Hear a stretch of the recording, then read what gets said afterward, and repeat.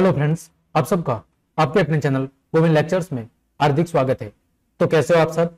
उम्मीद करता हूं आप सब अच्छे होंगे और आप सबकी पढ़ाई भी अच्छी चल रही होगी। तो कक्षा 9 विज्ञान विषय के इंपॉर्टेंट ऑब्जेक्टिव्स की सीरीज में आज हम चैप्टर नंबर 10 गुरुत्वाकर्षण के जितने भी इंपॉर्टेंट ऑब्जेक्टिव्स यानी एमसीक्यू बन रहे हैं उनकी चर्चा हम करेंगे।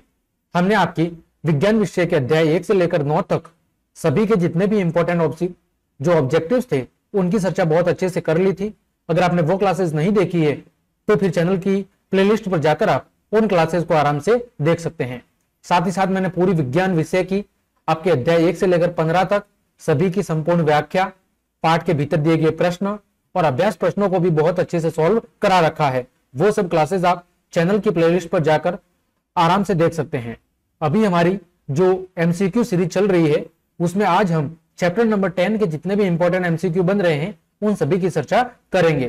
तो क्लास शुरू करने से पहले मेरी आपसे छोटी सी रिक्वेस्ट है कि मैं आपके लिए इतनी मेहनत करके इतना इंपॉर्टेंट कंटेंट लेकर आ रहा हूं, तो आप सबसे थोड़ी सी रिक्वेस्ट बनती है और आप सबका भी फर्ज बनता है कि ज्यादा से ज्यादा अपने मित्रों फ्रेंड सर्कल में शेयर करें।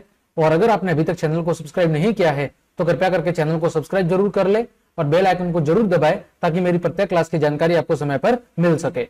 तो चलिए क्लास हम शुरू करते हैं।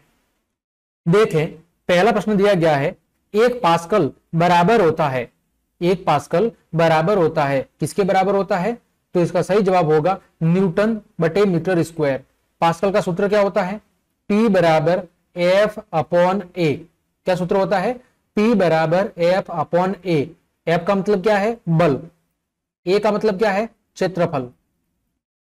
तो बल को किससे बल का मात्रक क्या होता है? न्यूटन। तो बल का मात्रक हो गया न्यूटन। एरिया किसमें होता है? मीटर स्क्वायर में। तो इसकी जो इकाई है वो क्या हो जाएगी? Newton metre square. ठीक है। और पास्कल क्या है? तो पास्कल दाब को मापने की एक इकाई है। क्या है? पास्कल दाब को मापने की एक इकाई है। ठीक है, आगे बढ़ते हैं।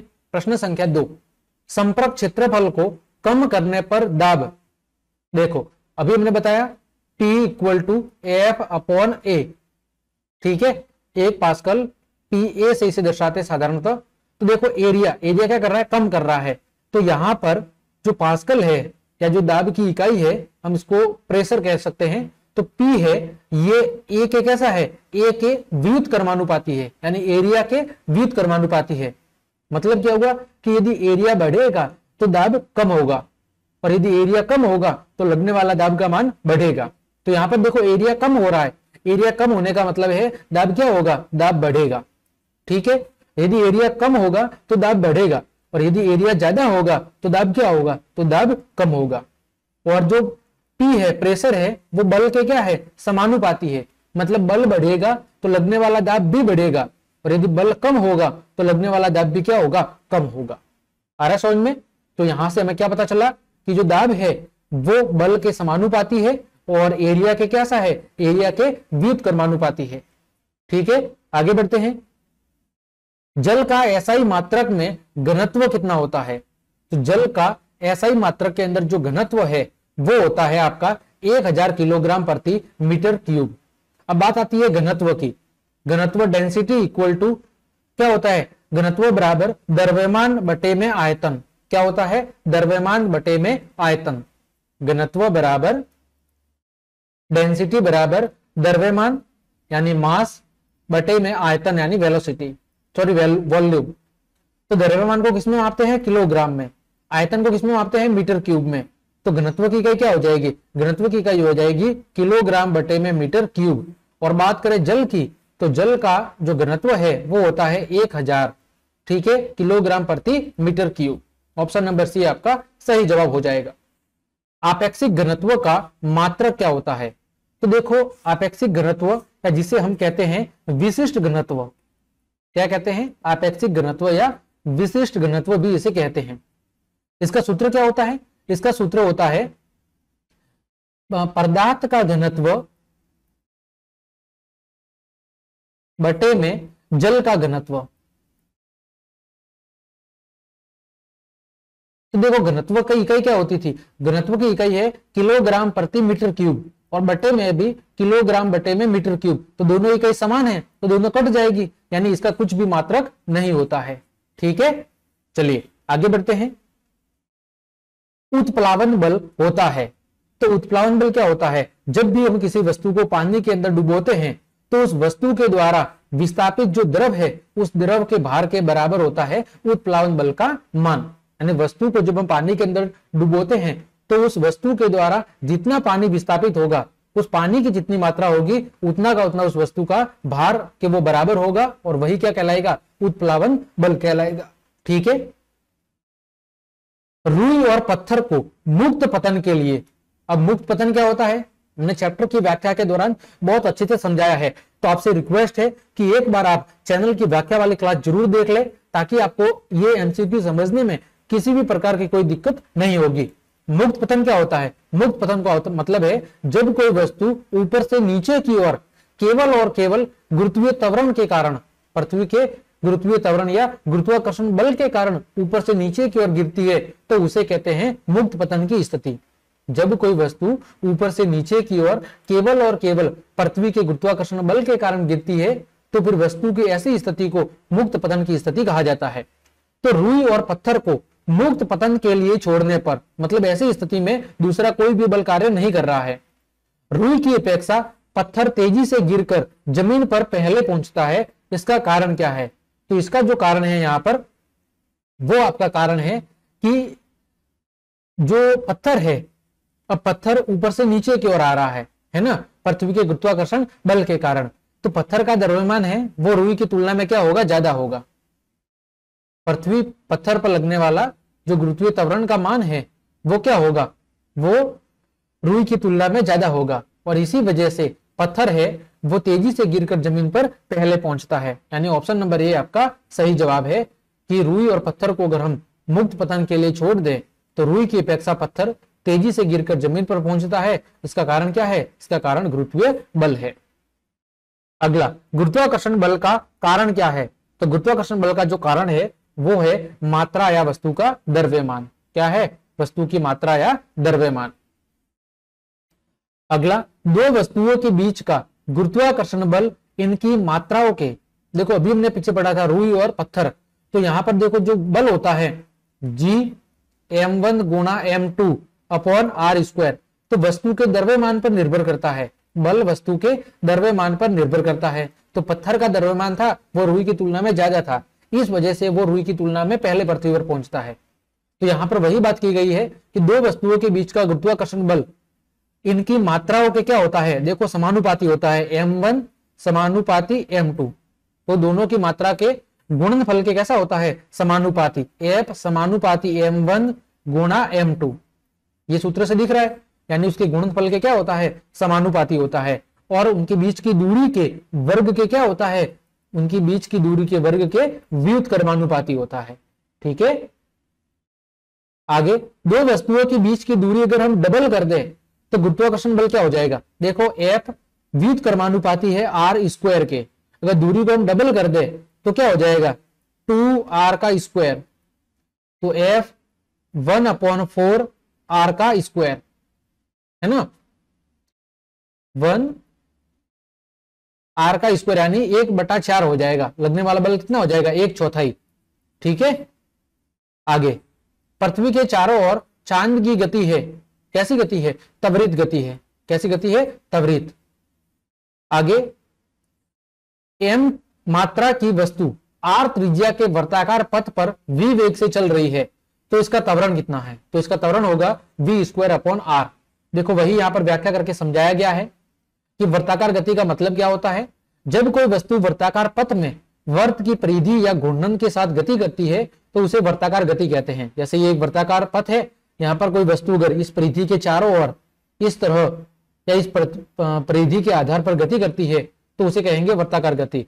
और इस स्थिति में जो बल है वो कण के वेग के समकोण पर निरंतर कार्यरत होता है। यानी यहाँ पर लगने वाला जो फोर्स है वो कण का जो वेग है, कण का वेग जिस दिशा में कार्य कर रहा है उसके समकोण पर, देखो वेग ये वेलोसिटी की दिशा है, तो इस पर लगने वाला बल बिल्कुल इस तरह लग रहा है उसके केंद्र की ओर। ठीक है, यानी समकोण पर कार्य कर रहा है। और ऐसी स्थिति में जो उत्पन्न त्वरण है वो v²/r के बराबर होता है। v वेग है और r क्या है? r इस वृत्ताकार मार्ग की त्रिज्या है। ठीक है, आगे बढ़ते हैं। किसी वस्तु का भार, भाई भार क्या होता है, W इक्वल टू mg, यानी भार वस्तु पर लगने वाले बल के बराबर होता है, W इक्वल टू F। तो जो भार है वो पृथ्वी के द्वारा उस पर लगने वाले आकर्षण बल यानी F के क्या होता है, बराबर होता है। और F बराबर क्या होता है, F बराबर हो सकता है ma या हो सकता है mg। तो W का मान भी होता है ma या फिर mg के बराबर होता है। ठीक है, आगे जब किसी वस्तु को विषुवत रेखा से ध्रुवों की ओर लेकर जाया जाता है तो उसका भार, देखो ये आपकी पृथ्वी है, ये पृथ्वी है, ये आपका विषुवत वर्त है, सॉरी ये आपका विषुवत वर्त है और ये आपके ध्रुव है। तो जब हम विषुवत वर्त से ध्रुवों की ओर बढ़ते हैं तो r यानी त्रिज्या के मान में क्या आती है, कमी आती है। क्या आती है, त्रिज्या के मान में कमी आती है। और हमें पता है लगने वाला बल त्रिज्या के वर्ग के क्या होता है, व्युत्क्रमानुपाती, यानी त्रिज्या अगर कम होगी तो बल क्या होगा, बल बढ़ेगा। और अगर बल बढ़ेगा तो बल और भार क्या होते हैं, एक दूसरे के समानुपाती होते हैं, बराबर होते हैं। जब बल बढ़ेगा तो भार का मान भी क्या होगा, बढ़ेगा। तो ऑप्शन नंबर ए आपका सही जवाब है। आ रहा है समझ में। अभी हमने पढ़ा था F गुरुत्वाकर्षण बल का जो मान है G m1 गुणा m2 अपॉन r का स्क्वायर। तो यहां पर F है वो r स्क्वायर के क्या है, व्युत्क्रमानुपाती है, मतलब r बढ़ेगा तो बल घटेगा और r कम होगा तो बल बढ़ेगा। तो ध्रुवों की ओर बढ़ने पर त्रिज्या का मान क्या होता है, कम होता है। और त्रिज्या का मान कम होने का मतलब है लगने वाले बल का मान बढ़ेगा, और बल का मान बढ़ रहा है मतलब भार का मान भी बढ़ेगा।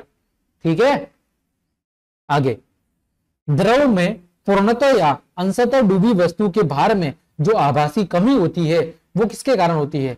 तो जब हम किसी वस्तु को द्रव के अंदर पूर्ण या आंशिक रूप से डुबोते हैं तो वस्तु के डूबे हुए भाग के द्वारा हटाए गए द्रव के भार के बराबर ही क्या होती है, उसमें आभासी कमी होती है। उस वस्तु के भार में उतनी ही क्या होती है, आभासी कमी होती है। जितना उस वस्तु के द्वारा पानी के अंदर डुबोने पर जितना भाग हटाया जाएगा उतना ही द्रव का भाग या भार उस वस्तु के भार में हमें कमी का महसूस कराएगा, कमी को क्या कराएगा, महसूस करवाएगा। अगला, किसी पदार्थ का आपेक्षिक घनत्व, अभी बताया था पदार्थ का घनत्व बटे में जल का घनत्व। ठीक है, तो पदार्थ का घनत्व बटे में किसी प्रमाणिक पदार्थ का घनत्व, और इसका मात्रक कुछ भी नहीं होता है। और आपेक्षिक घनत्व का दूसरा नाम है विशिष्ट घनत्व, यह भी आपको ध्यान रखना है। आगे बढ़ते हैं। यदि कोई ग्रह हो, यानी कोई ग्रह ऐसा है जिसका द्रव्यमान और त्रिज्या दोनों पृथ्वी से आधी हो, क्या हो, दोनों पृथ्वी से आधी हो, तो उस ग्रह की सतह पर गुरुत्वीय त्वरण कितना होगा यह हमें बताना है। तो देखो F गुरुत्वीय त्वरण निकालना है, सॉरी। तो गुरुत्वीय त्वरण का सूत्र क्या होता है, G equal to G M E upon R का स्क्वायर। एम ई क्या है, पृथ्वी का द्रव्यमान, आर ये क्या है, आर ई ये पृथ्वी की त्रिज्या का स्क्वायर है। अब बोल रहा है कि द्रव्यमान और त्रिज्या दोनों पृथ्वी से कितने हो जाए, आधे हो जाए। तो आधे होने का मतलब है G1 में लिख लेता हूं जी एम ई बाय 2, त्रिज्या भी आधी हो जाए, आर ई बाय 2 का स्क्वायर। ठीक है, जी एम ई अपॉन 2, ये 2 का स्क्वायर होगा तो 4 चला जाएगा ऊपर और ये हो जाएगा आर ई का स्क्वायर। 2 से कट गया 2 बार, यानी G1 का मान क्या होगा, 2 गुणा G M E upon R E का स्क्वायर, यानी पृथ्वी पर जो त्वरण लग रहा है उसका डबल हो जाएगा। तो पृथ्वी पर त्वरण का मान कितना है, 9.8 मीटर पर सेकंड स्क्वायर। तो इसका 2 से गुणा हो जाएगा तो 19.6 मीटर पर सेकंड स्क्वायर, यानी डबल हो जाएगा 19.6 मीटर पर सेकंड स्क्वायर। आ रहा समझ में। चलिए आगे बढ़ते हैं। विराम से मुक्त रूप से गिरते हुए पिंड के द्वारा तय की गई दूरी समानुपाती होती है। यदि कोई वस्तु यहां पर ऊपर है और यहां से वो मुक्त पतन की स्थिति में गिर रही है तो समझ लीजिए यहां पर उसका वेग कितना होगा, 0। अंतिम वेग क्या होगा, अधिकतम होगा। ठीक है, और यहां पर तय की गई जो दूरी है वो समझ लीजिए हमने मान ली h। ठीक है, लगने वाला गुरुत्वीय त्वरण कितना है, g। तो ऐसी स्थिति में u का मान तो 0 हो जाएगा। ठीक है, तो सूत्र गति का दूसरा समीकरण s बराबर ut plus half G T square. S दूरी को हम मान लेते हैं ऊंचाई के बराबर, यू का मान 0 था तो 0 गुणा T plus 1/2 G T square. तो एच बराबर कितना हो जाएगा, एच बराबर हो जाएगा 1/2 जी टी स्क्वायर। यानी जो एच है वो समय के वर्ग के क्या है, समानुपाती है, यानी कि गिरने के समय के वर्ग का समानुपाती होगा। आया समझ में? चलिए आगे बढ़ते हैं। एक मीनार की चोटी से पत्थर को गिराया गया है, ठीक है भाई साहब। 40 मीटर नीचे गिरने पर उसकी चाल क्या होगी?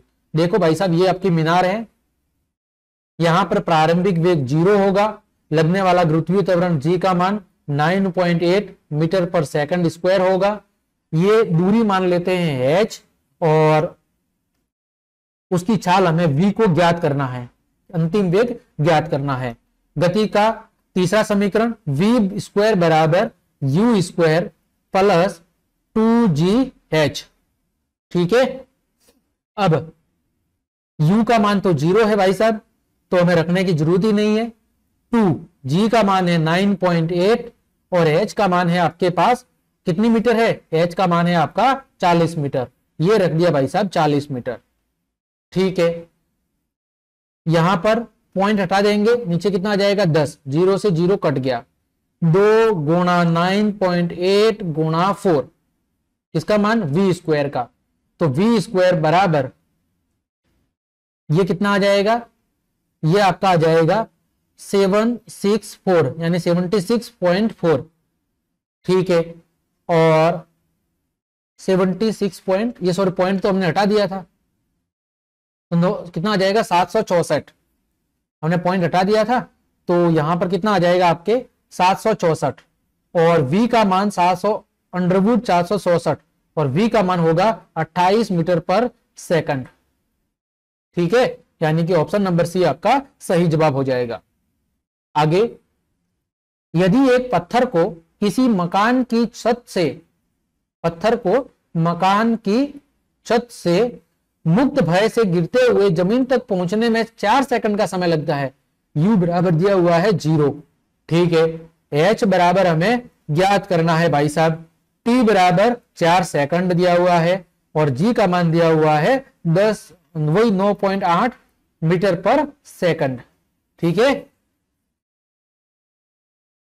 तो यहां पर हम मान लेते हैं 10 मीटर पर सेकंड मान लेते हैं जी का मान, क्योंकि यहां पर पूरा मान दिया हुआ है, तो यहां पर जी का मान लेते हैं 10 मीटर पर सेकंड, ठीक है। अब गति का दूसरा समीकरण सब पता है, एस की जगह लिख लेते हैं एच बराबर U T plus half G T का स्क्वायर, ठीक है भाई साहब। तो एच ज्ञात करना है, यू का मान तो हमारे पास 0 है, तो 0 गुणा टी प्लस 1/2 जी की जगह 10 टी की जगह 4 का स्क्वायर। एच बराबर ये तो हो गया 0, 1/2 गुणा 10 गुणा 16, 2 से कट गया 5 बार, 16 पंजे 80 मीटर आपकी ऊंचाई होगी। ऑप्शन नंबर सी आपका एकदम सही जवाब है। तो दोस्तों, अगर आपको मेरी ये क्लास पसंद आ रही है तो कंजूसी नहीं करना, जल्दी से जल्दी लाइक बटन दबा दो और कमेंट करके मुझे जरूर बताओ कि आपको मेरी ये क्लास कैसी लग रही है, ठीक है। और ज्यादा से ज्यादा अपने मित्रों को शेयर भी कर दो।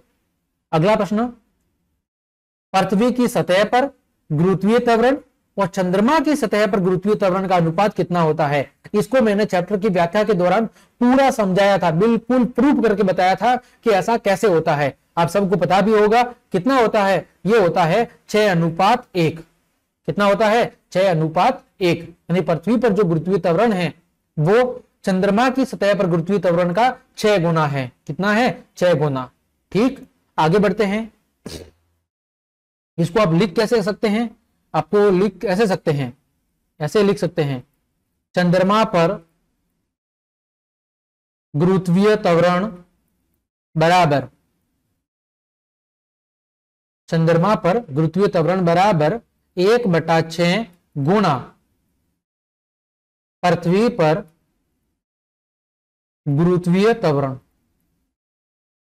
ठीक है, तो फिर अगर पृथ्वी का निकालना है तो पृथ्वी का इधर आ जाएगा बट्टे में, तो मैं इधर लिख लेता हूं mg upon m, sorry gm लिख लेते हैं, गुरुत्वीय त्वरण ऑन मून। तो जी एम का मतलब क्या हो गया, चंद्रमा पर गुरुत्वीय त्वरण, और जी का मतलब हो गया पृथ्वी पर गुरुत्वीय त्वरण। तो कितना हो जाएगा, 1:6।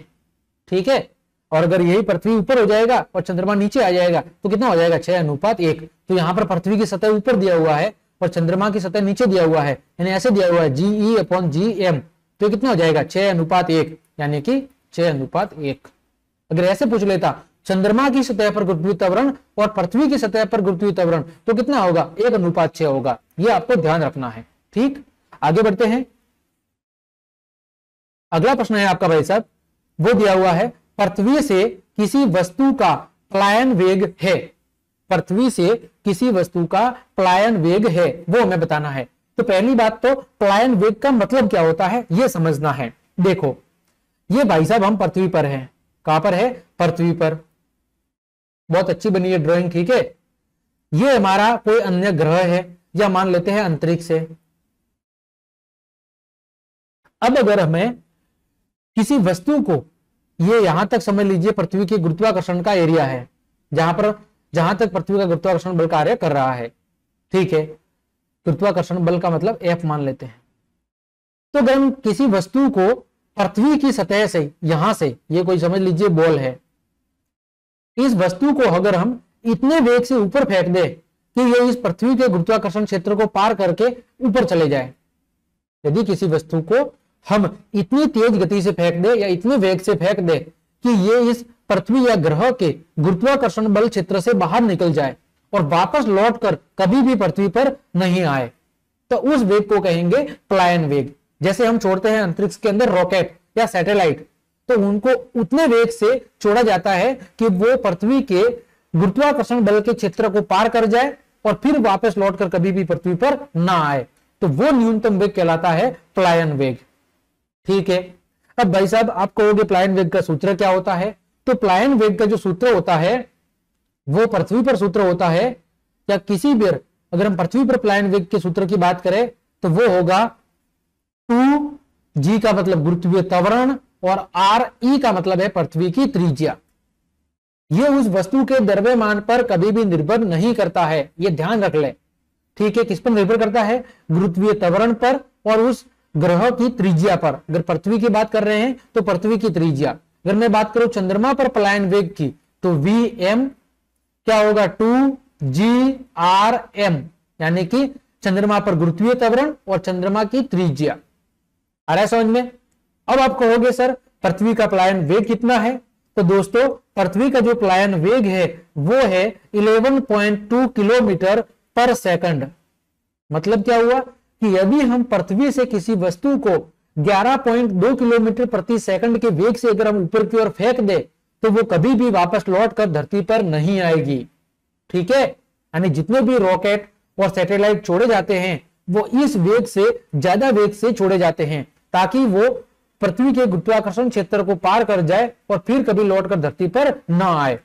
अब आप कहोगे सर चंद्रमा का पलायन वेग कितना होता है, तो दोस्तों चंद्रमा का पलायन वेग होता है 2.37 किलोमीटर पर सेकंड। ये होता है चंद्रमा का पलायन वेग। इसी तरह इस सूत्र का उपयोग करके आप सभी ग्रहों या किसी भी पिंड पर आप उसके पलायन वेग की गणना कर सकते हैं। बस वहां पर आपको गुरुत्वीय त्वरण का मान पता होना चाहिए और उस पिंड या ग्रह की त्रिज्या पता होनी चाहिए, और इस आधार पर आप वहां पर पलायन वेग का मान की गणना कर सकते हैं।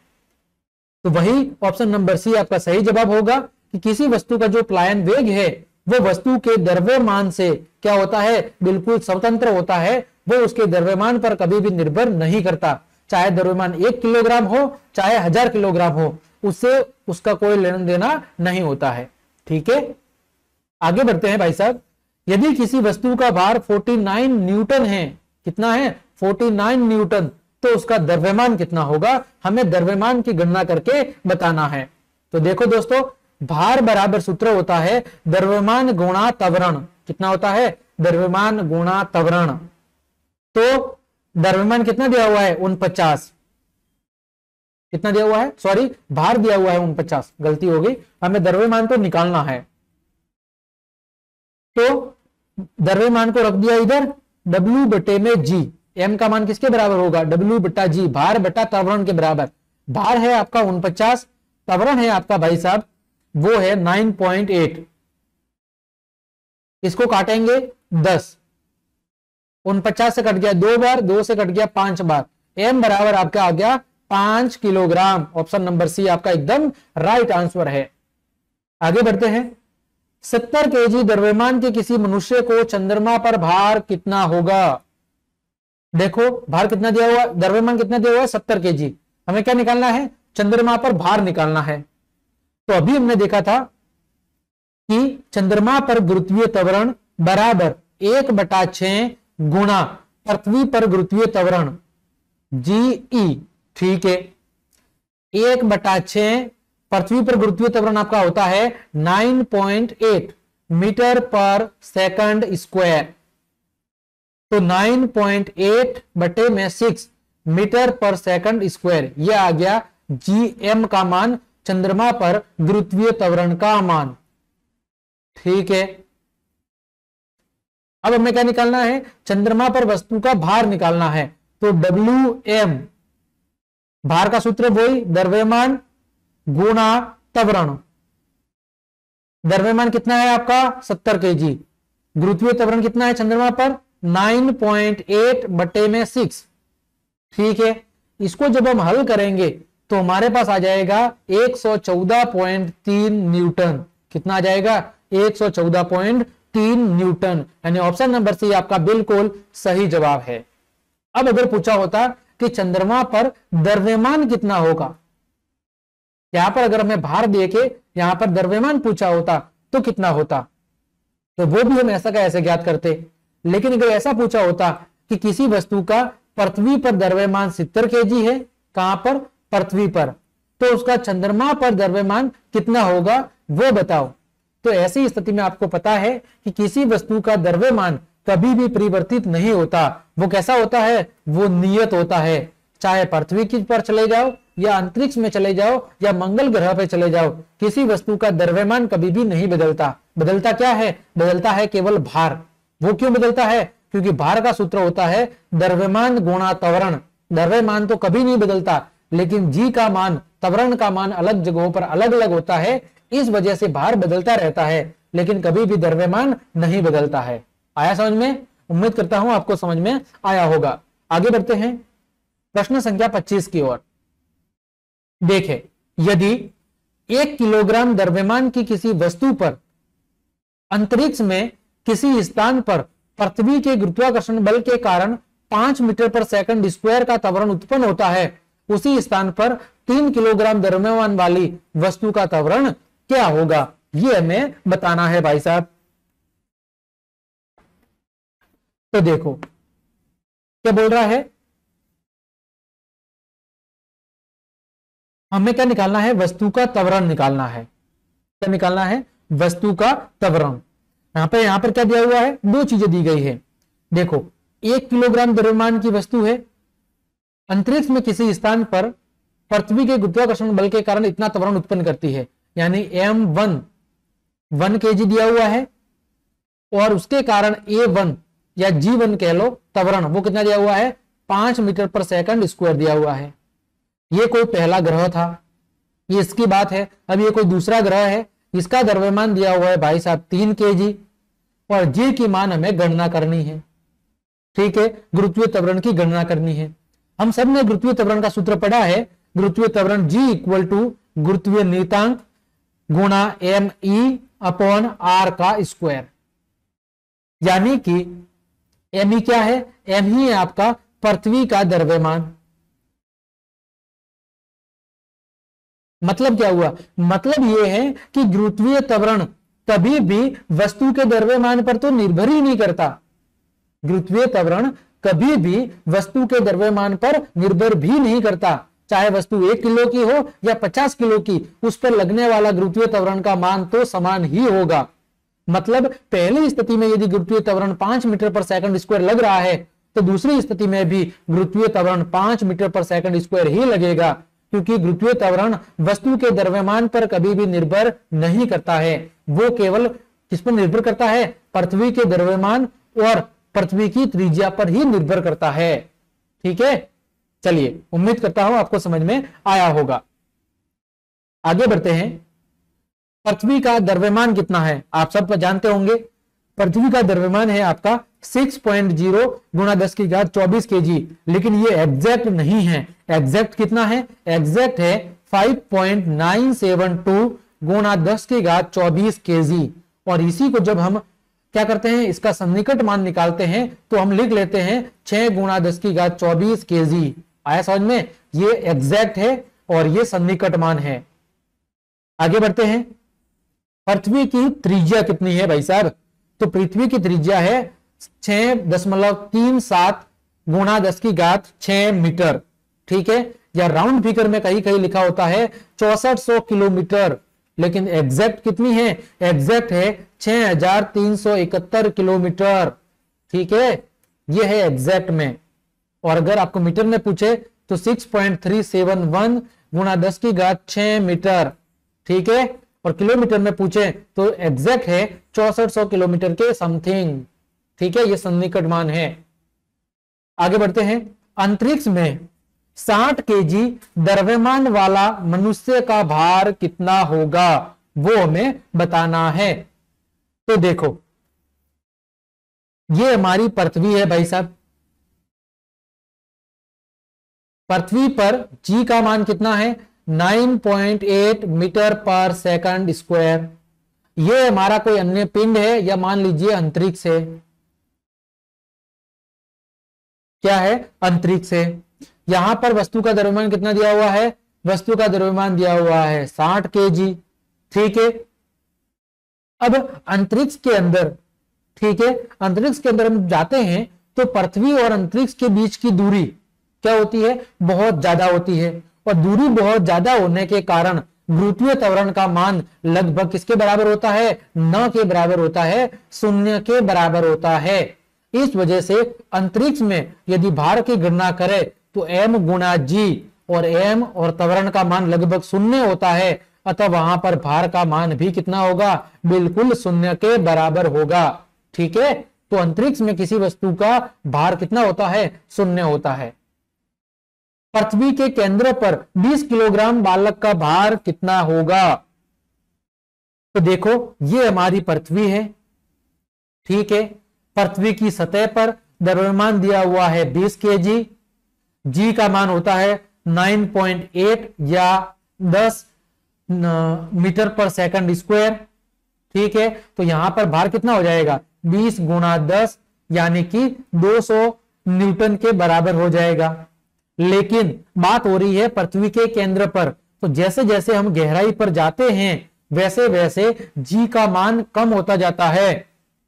ठीक है, और पृथ्वी के केंद्र पर जी का मान शून्य या न के बराबर होता है। इस वजह से अगर हम केंद्र पर भार के मान की गणना करें तो m गुणा जी, m है 20 केजी लेकिन जी का मान है 0 के बराबर, यानी कि 0 न्यूटन होगा। यानी ऑप्शन नंबर ए आपका सही जवाब है। एक गेंद को ऊपर की ओर फेंका जाता है, एक गेंद को ऊपर की ओर फेंका जाता है तो अधिकतम ऊंचाई 100 मीटर पर तक जाता है, तो इसका प्रारंभिक वेग कितना है वो हमें भाई साहब ज्ञात करना है। तो देखो, एक गेंद ये है भाई साहब आपकी, इस गेंद को ऊपर फेंक रहे हैं यहां पर। ठीक है, ऊंचाई दी हुई है h बराबर 100 मीटर। ठीक है, u हमारा ज्ञात करना है। v अंतिम वेग तो कितना हो जाएगा? 0 होगा। अंतिम वेग हो जाएगा अंतिम वेग हो जाएगा 0 मीटर पर सेकंड। g का मान हमारे पास पता है 9.8 मीटर पर सेकंड, लेकिन वस्तु को हम ऊपर फेंक रहे हैं तो माइनस में लेना पड़ेगा। किस में लेना पड़ेगा? माइनस में लेना पड़ेगा। अब देखो, अब अगर हम माइनस में नहीं भी ले तो कोई बात नहीं है, क्योंकि वस्तु ऊपर से नीचे की ओर ला रहा है। ठीक है, माइनस में ले भी सकते हैं, नहीं ले सकते, कोई मतलब नहीं है। हमें केवल याद रखना है जी का मान। अब देखो, इसका हमें प्रारंभिक वेग निकालना है। क्या निकालना है? प्रारंभिक वेग निकालना है। तो प्रारंभिक वेग हम कैसे निकाल सकते हैं?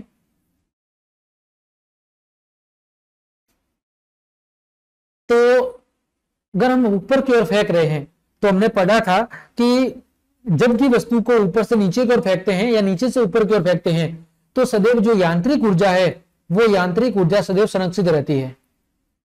क्या रहती है? यांत्रिक ऊर्जा सदैव संरक्षित रहती है। हमने पढ़ा था ना यांत्रिक ऊर्जा प्रमेय।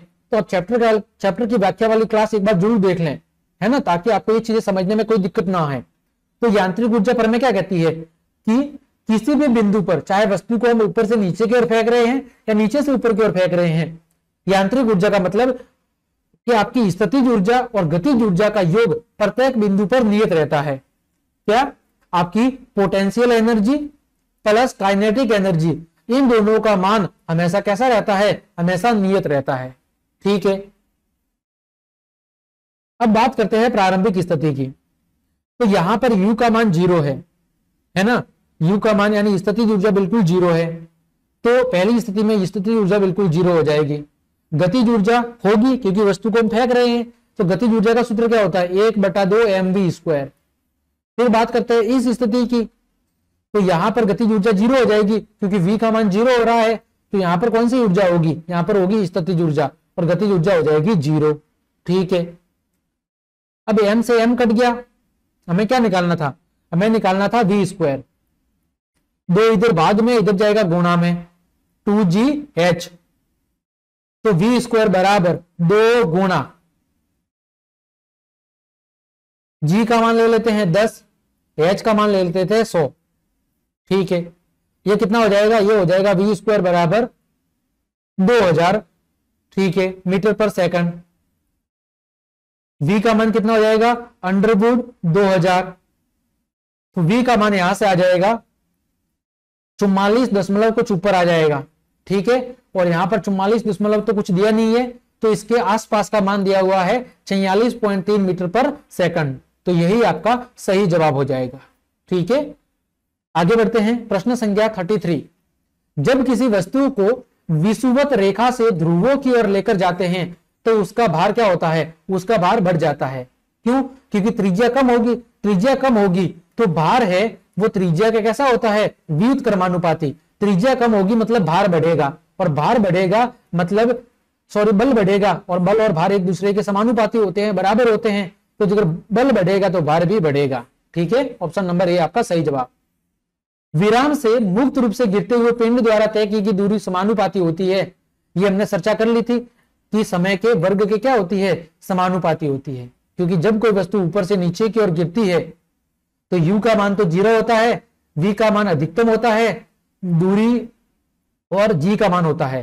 तो v² इक्वल टू u², गति का दूसरा समीकरण आप सब जानते होंगे, h बराबर ut प्लस आप gt²। तो u का मान तो 0 है, तो h बराबर 1/2 gt²। तो h समानुपाती होता है t² के, यानी समय के वर्ग के समानुपाती होता है। अगला, कोई पिंड है, ये आपका 39.2 मीटर की ऊंचाई से मुक्त रूप से गिर रहा है। ठीक है, u का मान तो 0 है और h का मान दिया हुआ है 39.2 मीटर। ठीक है, समय दिया हुआ है 2 सेकंड। हमें v का मान ज्ञात करना है।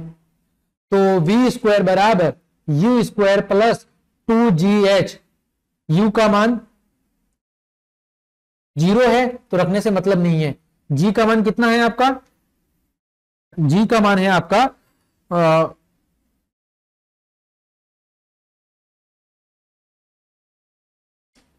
अगर ये सूत्र नहीं लगाए तो वो वाला सूत्र भी लगा सकते हैं, दूसरा पहला वाला, v बराबर u प्लस gt, ये भी लगा सकते हैं। तो यहां से u का मान तो 0 है, g का मान कितना है? g का मान है 9.8 और t का मान कितना है? 2। तो ये कितना हो जाएगा? 19.6 मीटर पर सेकंड। ऐसे भी कर सकते हैं कि ये इस सूत्र से भी हो जाएगा। ठीक है, गलत नहीं है, दोनों ही सूत्र से हो जाएगा। तो 19.6 मीटर पर सेकंड। अगला, जब पत्थर के एक टुकड़े को ऊपर की ओर फेंका जाता है, ठीक है, पत्थर का टुकड़ा ऊपर फेंक रहे हैं, ऊंचाई कितनी है? 19.6 मीटर। v का मान कितना होगा? 0। u का मान ज्ञात करना है और उसका प्रारंभिक वेग का मान कितना है? तो सिंपल सी बात है, v² बराबर u² प्लस 2gh। g का मान -9.8 मीटर पर सेकंड, क्योंकि वस्तु को हम गुरुत्वीय बल के विपरीत दिशा में फेंक रहे हैं। तो v तो 0 है, 0 का square u square plus 2gh, ठीक है, g का मान माइनस में है तो ये u स्क्वायर को इधर लाएंगे तो ये हो जाएगा माइनस का, माइनस 2gh, माइनस से माइनस कट जाएगा, u स्क्वायर बराबर 2 गुणा 9.8 गुणा h का मान 19.6, 9.8 का 2 से गुणा होगा 19.6 गुणा 19.6, तो u स्क्वायर बराबर क्या हो जाएगा 19.6 का वर्ग और इसका हो जाएगा अंडरवुड, तो u का मान हो जाएगा 19.6 मीटर पर सेकंड। ऑप्शन नंबर बी आपका एकदम सही जवाब है। आगे बढ़ते हैं। किसी पत्थर को किसी मकान की छत से मुक्त रूप से जमीन तक पहुंचने में 4 सेकंड का समय लगता है, ठीक है, t बराबर दिया हुआ है 4 सेकंड, g बराबर दिया हुआ है 9.8 मीटर पर सेकंड, ठीक है, या हम मान लेते हैं 10 मीटर पर सेकंड, ठीक है। तो मकान की ऊंचाई कितनी है, हमें h का मान निकालना है भाई साहब, तो u का मान तो 0 है और तो हमें क्या निकालना है, मकान की ऊंचाई निकालनी है। तो दूसरा समीकरण h बराबर ut प्लस आप gt का स्क्वायर, दूरी को ऊंचाई के बराबर मान लेते हैं, u तो 0 है, रखने से मतलब नहीं है, 1/2 gt स्क्वायर, h का मान ज्ञात करना है 1/2, ठीक है, g का मान 10 मान लेते हैं, समय कितना था 4 का स्क्वायर, 1/2 10 गुणा 16 कितना 8 यानी 80 मीटर, 80 मीटर ऑप्शन में नहीं है तो यहां पर 80 मीटर कर लो, ऑप्शन नंबर सी आपका सही जवाब है, ठीक है, ये गलती से प्रिंट हो गया है, 80 मीटर आपका सही जवाब है। आगे, यदि किसी पिंड को ऊपर की ओर फेंका जाए तो गुरुत्व बल क्या होगा, उसकी दिशा की जो गति है उस गति की दिशा के विपरीत दिशा में लगेगा, क्योंकि गुरुत्व बल ऊपर से नीचे क्यों लगता है, यदि वस्तु को हम नीचे से ऊपर की ओर फेंक रहे हैं तो यहां पर -g लगेगा, क्योंकि हम उसको गुरुत्वीय बल की दिशा की विपरीत दिशा में फेंक रहे हैं, ठीक है। अगला, उच्च प्लावकता का कारण है द्रव में नीचे जाने पर दाब क्या होता है, सिंपल सी बात है, बढ़ता है। 50 kg का एक आदमी पीठ के बल लेटा हुआ है, ये प्रश्न गलत है, कुछ ज्यादा प्रिंट नहीं हुआ है, ठीक है, तो ये आप हटा दें। पानी का घनत्व अधिकतम कब होता है, 4 डिग्री सेंटीग्रेड पर, कब होता है 4 डिग्री सेंटीग्रेड पर पानी का घनत्व सबसे अधिक होता है, कितना होता है 1000 किलोग्राम प्रति मीटर क्यूब, ठीक है। आगे, किसी वस्तु का द्रव्यमान किस पर निर्भर करता है, पृथ्वी की मात्रा पर, आकार पर, जी पर, इनमें से किसी पर भी निर्भर नहीं करता है, ठीक है। अगला, स्वतंत्र रूप से गिरती मात्रा की वस्तु का भार क्या होता है, शून्य होता है, सिंपल सी बात है। अगला, 1 किलोवाट बल का मान न्यूटन में कितना होगा, 1 किलोवाट का मान न्यूटन में कितना होगा, हमें न्यूटन में बताना है। तो बल किसके बराबर होता है, भार के बराबर होता है, तो भार इक्वल टू m गुणा जी, m का मान दिया हुआ है 1 किलो, g का मान दिया हुआ है, g का मान आपके पास दिया हुआ है 9.8, तो ये कितना हो जाएगा 9.8 किलो न्यूटन, यानी कि 10 के बराबर है लगभग, तो 10 न्यूटन के बराबर होगा। काटने वाले औजार की धार तेज क्यों होती है, दाब बढ़ाने के लिए, क्योंकि अगर सतही क्षेत्रफल कम होगा, P इक्वल टू क्या होता है F/A, यदि एरिया कम होगा तो लगने वाले दाब का मान बढ़ जाएगा, इसी वजह से तो कील का अगला सिरा नुकीला बनाया जाता है, ठीक है, क्योंकि दाब बहुत कम क्षेत्रफल पर लगेगा तो दाब का मान बढ़ जाएगा। किसी वस्तु का द्रव्यमान किससे मापते हैं, दंड तुला से, और भार को किससे मापते हैं, कमानीदार तुला से। ये हम 10 केजी और 5 केजी की दो वस्तुएं गिनने के लिए छोड़ी जाती है, ठीक है। 10 केजी की वस्तु का त्वरण तथा 5 केजी वस्तु का त्वरण A2 है, तो A1 और A2 का मान ज्ञात करें। देखो W इक्वल टू क्या होगा mg, ठीक है, या W equal to ma, A का मान क्या होगा W/m, ठीक है। तो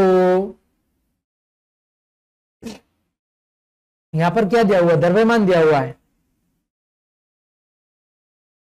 द्रव्यमान दिया हुआ है, तो हमें A1 और A2 का मान निकालना है।